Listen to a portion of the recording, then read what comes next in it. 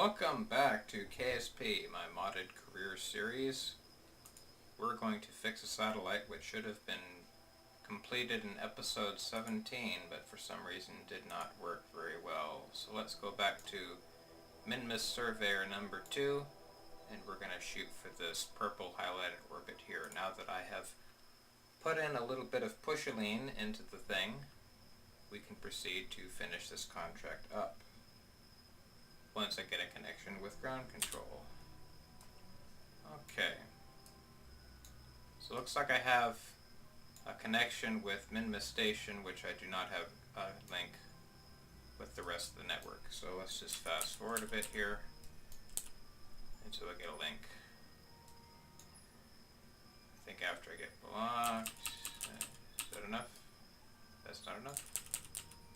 I must be waiting for, there we go. Passed it already. Okay. We will schedule in a burn here. We'll lower AP just a hair. Yeah, it looks good enough. Turn towards the node. Before I put execute.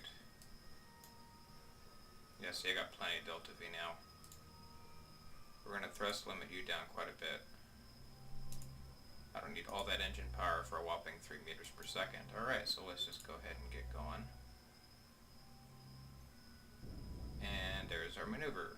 Done. Okay, now I can schedule the burn up here. Derp. No. There we go.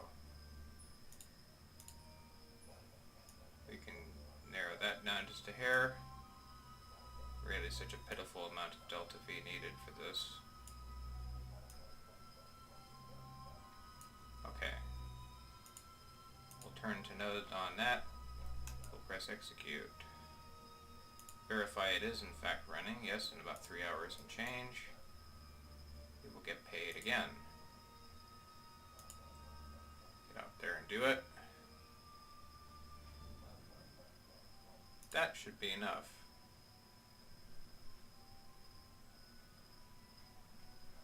Figure out which one of these. Yep, this is the one. I just got paid. Alright, so we just got some bank, and we got ourselves some science points too. So that completes that mission, which is very, very cool. Yes, indeed. So now the satellite is essentially, well, I suppose I could put it in equatorial orbit. In fact, let's go ahead and do that now.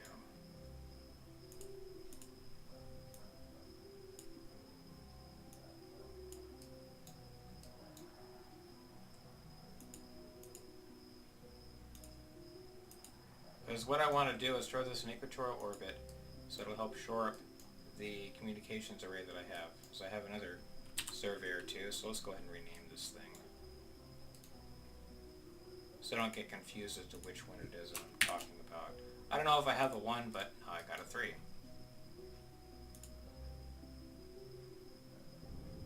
Alright, looks like my inclination, I'm going to be retrograde in respect to Minmus, but that's alright.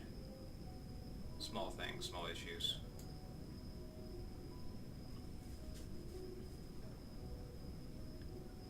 If I had a ScanSat equipment on here, I could scan the thing pretty quickly, but I don't. That's pretty good for eyeballing it. Only off by a little bit.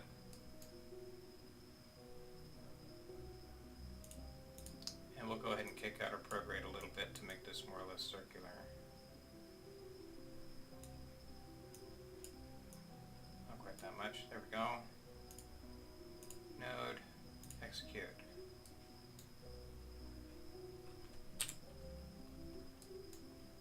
So this thing only has the flywheel of the octo, or the hex core that's in it. It doesn't have a separate flywheel on it at all. It's been a little damaged. We saw in the last episode my attempts of docking with this thing to shuffle some fuel to it resulted only in damaging it. I guess I didn't dock forcefully enough to do it, but no matter. Okay, and that burn is pretty much done. Oh, cannot. electric charge. How'd that happen? I have the panels deployed, right? Are they damaged? No. Huh, interesting. Well, I suppose I can cancel that maneuver. That's a first. Okay, let's do that again. Now I have 1210 battery capacity, so I shouldn't have to worry about the thing running out of electric charge. At least I would imagine not. That's good enough.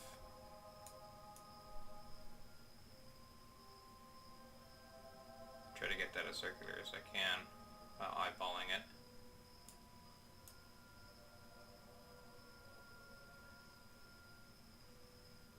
Little tiny movements. Little tiny movements. Just holding the mouse down. Okay, so 580 versus 583. That's good enough. Let's try that again, shall we? Oh, it did it again. How strange is that? Okay, I guess I'm not doing that burn. Whatever's. Not worried about it. It's a small issue. Okay, now that I have proven that I have absolutely the worst timing possible on planning maneuver because the sun's like right over there somewhere. It's like, yeah, okay, whatever. Let's see what else we can do to get us some monies. Because we need some monies. I'd like to purchase an upgrade for the Research and Development Center, but I'm significantly short. Don't quite need that upgraded yet. So I have 191 science. Can I do anything with that? Negative, because I have 300. In fact, this is the only thing I can purchase an upgrade for, and that's just stinking ion probe technology. Let's see what we got here offered. Some space around the moon, orbital station, anomalous readings, huh? Doesn't pay very well. Rescue someone from Kerbin. I suppose I could take on one of these Duna contracts. That would pay pretty well. But we're not going to do that just yet. Magnetic environment around the moon. Hey, that pays pretty well. So this is pretty standard. Magnetometer and radio plasma wave scanner. So I have a couple things that have done that before. But when we come back, I will have something built for you. So bear with me and we'll do an edit cut out of that. And we'll have a little toy. See y'all in a bit. Okay, welcome back. I have a probe done up here. I had to time accelerate some to get me a day launch, shown here by my battery slowly ticking down, but that's okay. We are on schedule for a wonderful daytime launch to the moon, and when we come back, we're going to get this thing into a parking orbit and fulfill the mission contract. So I decided this time that we're going to use some solid rocket boosters because why the heck not? These things are a bit overcooked. I could have probably dialed them back quite a bit and saved myself some coin, but that's alright. I just want to get these things off the pad here, and then we'll switch over to our liquid engine, and we'll see what happens. And hopefully my wonderful calculations are correct, and this thing will actually get us all the way to the moon and stuff. So it looks like I'll have plenty of Delta V in the probe itself to get me to the moon and do the mission, but this lifter seems to be a little bit underpowered. I'm just going to run this completely out. I don't have a lot of Delta V, and I'm fairly close to leaving atmosphere. Not my best attempt, but hey, my orbital velocity is pretty high considering. Now we'll just go ahead and kill that. Who knows, this might actually be enough. Now that we're high enough up, we will deploy our solar panels manually since I still don't have action groups unlocked. That's alright. Small irritations. These things happen. And let's see how much burn I need to make orbit. Do I have enough in this stage?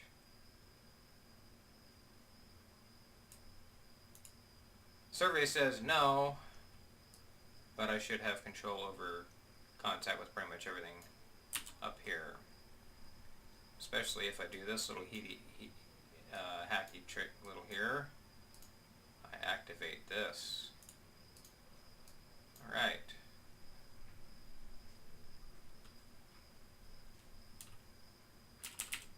We'll just time accelerate a little bit here, watch our probe try to shake itself apart. No big deal, guys. That looks normal. We'll just maintain this heading here. Let's spin ourselves around a little bit. I neglected to put a flywheel on this guy, but it seems to be small enough that I don't need it, as evidenced by the fact that I rolled pretty well. Roll seems to never be an issue with my spacecraft. It's usually pitch and yaw that I have issues with, considering the mass of the things. Let's do procreate. I'm not going to turn this dish on just yet. In fact, I could probably get away with not turning it on at all. Alright, so it seems to be my This is running away from me, so it's time to accelerate just a little bit. So to catch back up. Alright, so now that I turned on my large omnidirectional, I'm bouncing off a relay. This is a good thing. Alright, we are beginning our burn to the moon. Not too far into it. Now, I have this week a little Indy MiG-20 kilonewton engine in here. And I had started the burn when I didn't have line of sight with anything, but apparently now that this little LKO telescope has cleared the horizon with geosync number 3, I have a 3-way bounce. 1, 2, 3. Alright, so that means my delay is still like 0.02 of a second. Not too bad. It's a thing, but just a little thing that I was like, oh, cool. I wasn't expecting contact with it again, but I did. When we come back, we'll be at the moon. Okay, here we are. We have just hit our moon encounter, which means I can schedule a burn. What I will do first is I'm going to shed a little bit of my speed in order to lower my periapsis just a hair. I will do this manually.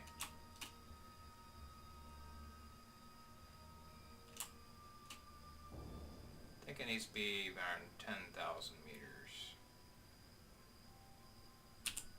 I want to really make sure that I get that low orbit completion.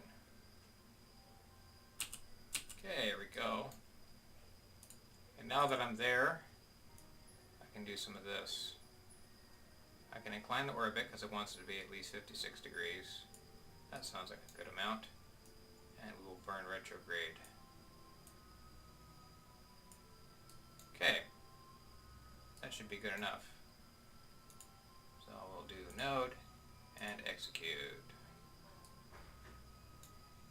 So when I get to my periapsis, my new periapsis that I've just manually shoved it into, I will do 2 instrumentation readings. And then once the burn is complete, I'm back to my periapsis, or apoapsis point, or at least basically out of the low orbit zone, because yeah, it's near in space now.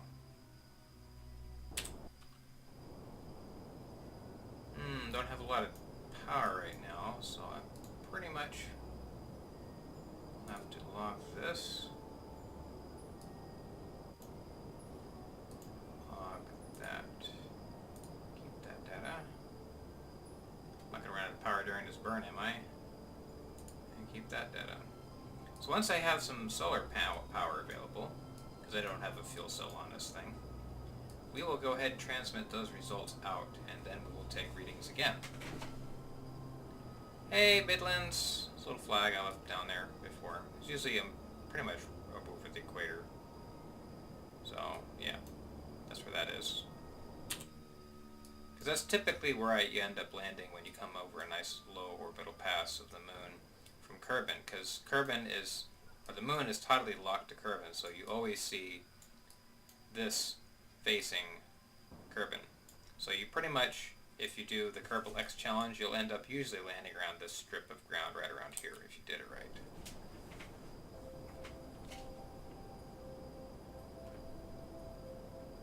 So the reason why I'm able to do this at all on a non-Saturday is because my wife is house sitting for the in-laws. Because that's going on, I have all the time now in the world to record videos because I don't have the family. I have basically just the cat and that's it. To distract me from things. So let's see here. Orbital inclination, not good enough. Alright, so let's go ahead and turn that on. we need to shovel orbit a little bit more eccentric, but we're not going to do that now because that's a waste of power. We're going to do it later. So review data, transmit that home. Bing, I just got paid. Review data. I have not actually got this one yet. Transmit that out. Sucks up my battery. Oh, cool. Wunderbar. Alright, so I got about $40,000 just from scanning back to results. Pretty cool, yes? So what I'll do is I'll manually trim my inclination when I get to apoapsis. My velocity will be a heck of a lot lower, assuming I have connection with stuff. I do not. Bummers. I guess I had to program that in. I should have done that already. Oh no! Okay, I just barely have time to do it. Oops, wrong way. I want to go anti-normal. Burn. Fix that now. Okay, that should be enough. Okay, now, quick, before I lose connection. Let's do some readings. Log data, transmit. Surprised I haven't done the RPWS over the moon yet. Well, I guess I did now. And I didn't have it there either. Awesome! So hey, not only do I get paid to do a mission, I get extra money. Well, that was the same thing, wasn't it? Yeah, so.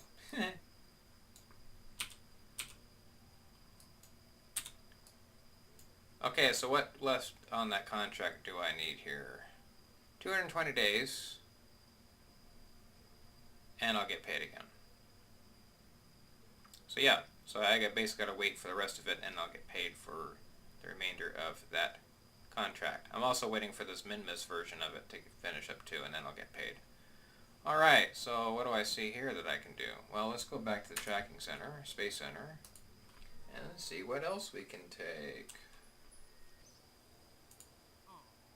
Because that's active from the surface of Minmus. That pays really well.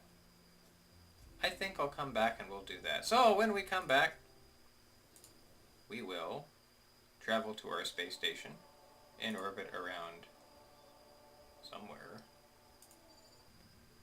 When we come back, we will unbolt this lander right here with some lucky Kerbins, and we will go down to the surface and we'll do some data to get paid, to get some science, and to get some crew experience. So, stay tuned for that. Thanks for watching.